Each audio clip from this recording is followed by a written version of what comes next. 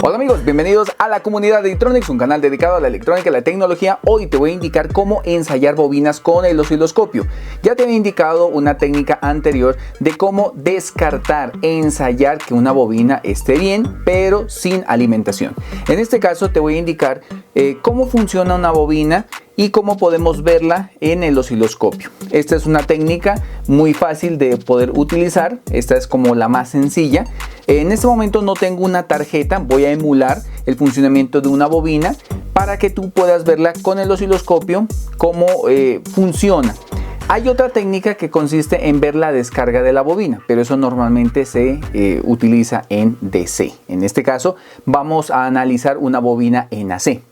Una bobina básicamente es esto, es un enrollamiento de alambre sobre un núcleo. Vemos acá un núcleo de ferrita y las bobinas, por ejemplo, en las tarjetas electrónicas vienen de forma compacta. Por ejemplo, podemos ver acá una ferrita, podemos ver componentes muy pequeñísimos como estos y posiblemente alguna que diga L sería una bobina. Su inductancia realmente es muy baja. Las bobinas normalmente en las tarjetas electrónicas se utilizan una como una protección de corriente, como una limitadora, y en algunas partes se utiliza como filtro. Cuando se utiliza como filtro estamos hablando de bobinas que pueden trabajar en AC. Las bobinas también pueden alimentarse en DC, entonces podemos tener dos tipos de respuesta y podemos tener dos circuitos opcionales. En esta oportunidad te voy a indicar y luego te indico unos módulos que venden que se llaman sensores de efecto Hall, que te va a permitir detectar el campo magnético pero con polaridad de una bobina. Por lo común en los equipos electrónicos, vuelvo y repito, es AC. Entonces vamos a ensayar una bobina convencional. Digamos aquí tengo esta bobina toroidal y he comprado estas bobinas que son parecidos a los resistores, aquí los puedes observar. Estas bobinitas vienen por colores y por ejemplo esta vamos a medirla. Aquí tengo un medidor de inductancia, vamos a encenderlo, desconectémoslo, volvamos a colocar, vamos a colocarlo en la opción de bobina. Ahí está la opción de bobina, tal vez en la cámara no lo puedas ver porque a veces hay un lag muy rápido. Ahí está, 945 microhenrios. Vamos a mirar esta que está acá, esta otra. Esta es de también 932 microhenrios. Y por acá tengo otra bobina que es más pequeña. Esta es de 778 microhenrios. Aproximadamente son muy parecidas, muy similares. ¿Cómo funciona una bobina? Una bobina básicamente, como la vemos acá, esta si yo la destapo, la quiebro, lo que tiene es un enrollamiento de alambre pero muy fino y da la inductancia que yo necesito. Entonces, más o menos estamos hablando de bobinas de 600 a 800 microhenrios, estas que tengo aquí. Aproximadamente es lo que me mide el medidor de inductancia. ¿Qué voy a hacer? Voy a tomar un generador de ondas y voy a indicarle o voy a inyectarle una señal alterna. En este caso, mira, aquí tengo una. Esta bobina está conectada a este cable que es un generador de señal. Aquí lo puedes detallar. Vamos a desconectarla para que la puedas visualizar bien. Lo único que he hecho es coger el generador y estoy inyectando una señal senoidal a esta bobina. Y esta bobina a su vez genera un campo magnético. Y ese campo magnético lo voy a captar acercando otra bobina a él. Entonces, recordemos el principio de bobina. Según la ley de Maxwell, Ores, Faraday, etc., todas esas teorías, lo que dice es que cuando hay un flujo de corriente a través de un alambre y genera un campo magnético a su alrededor. En este caso, como tenemos mucho alambre dentro de esta pequeña bobinita, entonces va a generar un campo magnético. ¿Por qué voy a utilizar estas? Porque son bastante grandes, o sea, son de casi 900 microhenrios versus estas que son muy pequeñas. Entonces, por ejemplo, te voy a indicar solamente como para que lo puedas ver. Igual ahora hago el ensayo para que no les quede la menor duda.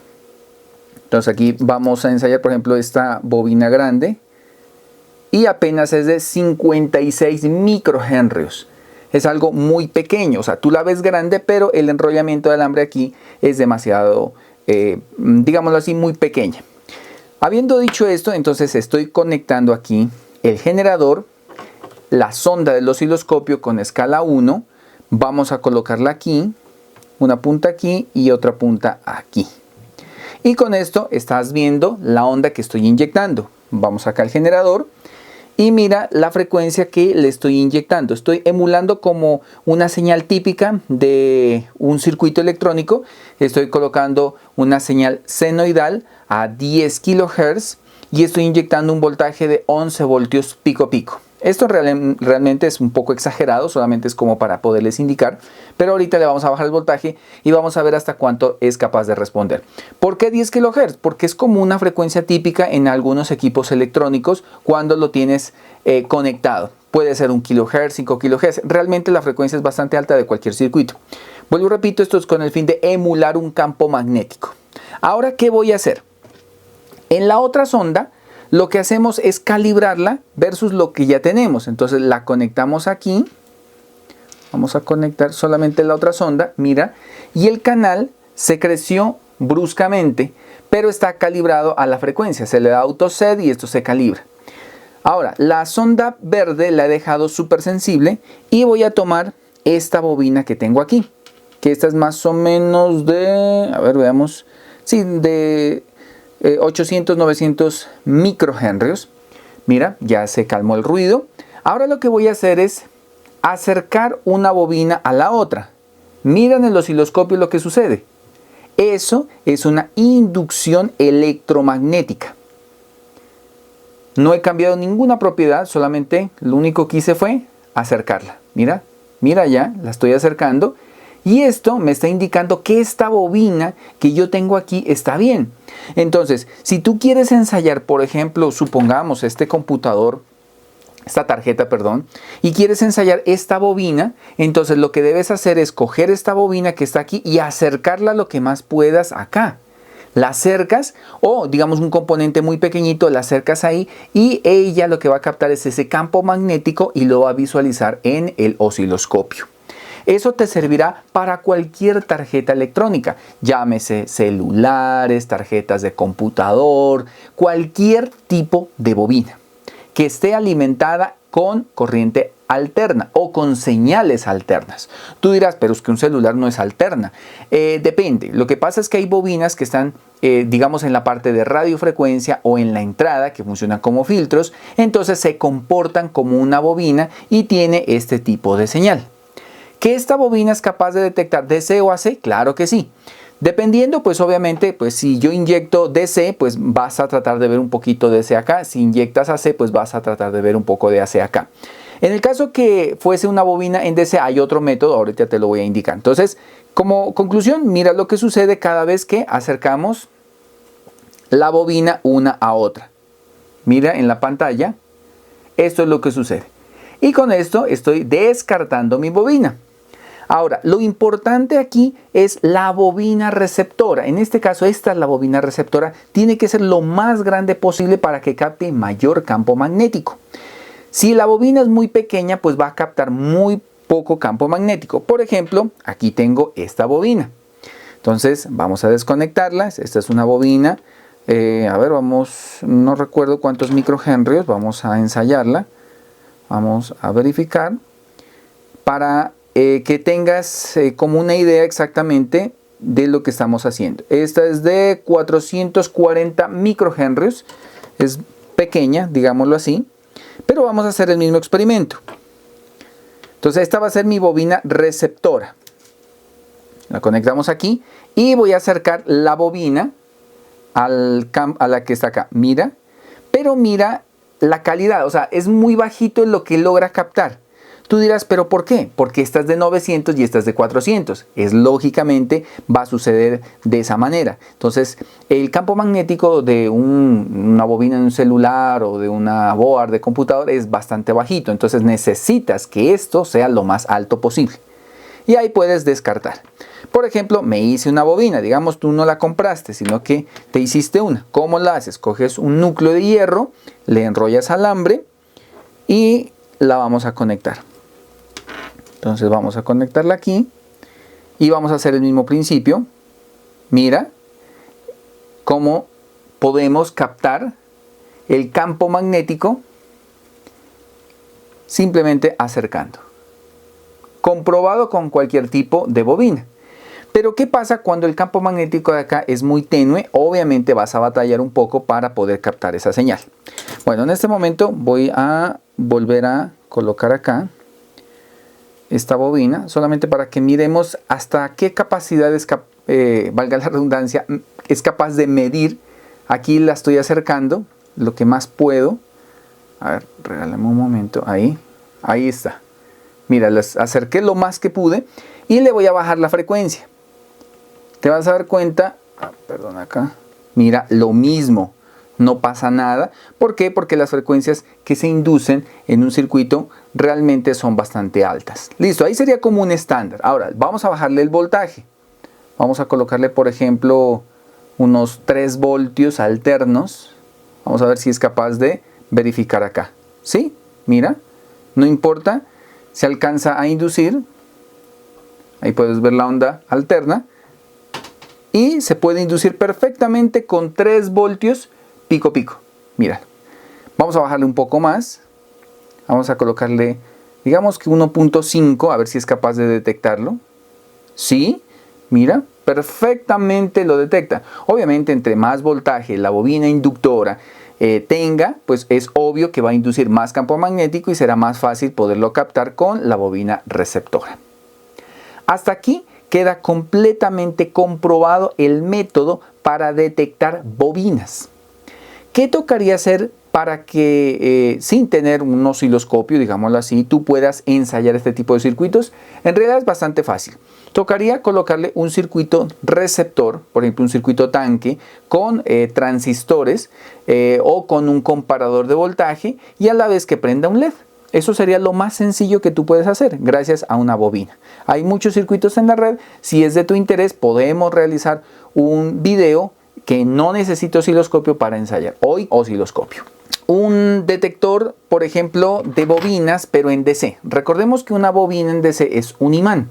Un imán significa que tiene polaridad, tiene un polo norte y un polo sur. Para este caso yo te recomiendo este tipo de dispositivos llamados sensores de efecto Hall. Por ejemplo, mira lo que sucede aquí si yo acerco a esta bobina. Mira, no pasa nada. Mira, ¿sí? Medio se alcanza a mover porque esto no tiene frecuencia. Mira la bobina allá. ¿Sí? O sea, perdón, la señal allá. Porque la frecuencia la doy yo a la hora de mover. Entonces esto genera un campo magnético, pero que solamente funciona así, cuando yo lo acerco. Entonces no es un buen detector de bobinas que estén alimentadas en DC con el osciloscopio. Para eso ya te recomiendo esto. Estos se llaman sensores de efecto Hall. Hay dos tipos de sensores, hay unipolares y bipolares. Unipolar significa que detecta solamente un polo, el polo norte o el polo sur. Y los bipolares, no importa cómo tú lo coloques, él va a detectar polo norte y polo sur. Este es capaz de detectar las bobinas que estamos utilizando. Por ejemplo, vamos a alzarle el voltaje, digamos, se lo vamos a dejar ahí en 6.7 voltios aproximadamente. Volvemos a hacer la inducción acá, funciona muy bien, no hay ningún problema, listo. Ahora voy a alimentar mi circuito para que te des cuenta. Vamos a encender la fuente. Estos sensores de efecto Hall vienen de dos maneras. Vienen así con este módulo o vienen de esta manera. Por ejemplo, este es referencia G503, este que está acá, pero es unipolar. Ambos son unipolares. Se utilizan mucho en los vehículos para detectar las revoluciones. Les colocan un imán y cada vez que está pasando, pues hace un conteo, porque esto funciona simplemente como un switch. Entonces vamos a alimentar el circuito. En este caso viene G, que es negativo, o sea, ground. Vamos a alimentarlo G. Y aquí dice más, que es positivo. Entonces vamos a alimentarlo acá. Acá tengo una fuente que tengo de 5 voltios en este momento. y voy a calibrarlo. Ahí, vamos y prendemos la fuente. Listo. ¿Cómo funciona esto? Aquí tiene un LED de encendido y cada vez que yo me acerco con el imán, mira el LED que está aquí, cómo él funciona. Solamente me estoy acercando a esta distancia. Si yo cambio la polaridad, mira, no funciona para nada. Eso se da porque este es un sensor unipolar. Por tanto, si yo tengo aquí un campo magnético, mira, yo me acerco por un lado y por el otro, no lo detecta. ¿Por qué no lo detecta? Porque el campo magnético de una onda senoidal no tiene polaridad, no tiene norte ni tiene sur. O sea, hay cierto momento que es norte y cierto momento que es sur. Entonces, este tipo de sensor no es capaz de detectar campos magnéticos variantes en el tiempo, o sea, que sean alimentados con fuentes alternas. Dicho de otra manera, el sensor de efecto Hall sí detecta campos magnéticos, pero que tengan una polaridad específica, no que tenga polaridades como lo que les estoy indicando en este momento. Esa es una de las técnicas que yo utilizo para verificar bobinas en las tarjetas electrónicas, basado en las teorías de campos magnéticos. Espero que este tutorial haya sido de tu agrado. Nos vemos hasta una próxima oportunidad. Si es el ingeniero y magíster Edison Viveros. No olvides de seguirme, dale clic en me gusta si este material te ha gustado y seguirme a través de mis redes sociales, mi grupo de WhatsApp, mi grupo de Telegram, Facebook, Instagram, TikTok y muchísimas cosas más. Nos vemos. Chao, chao.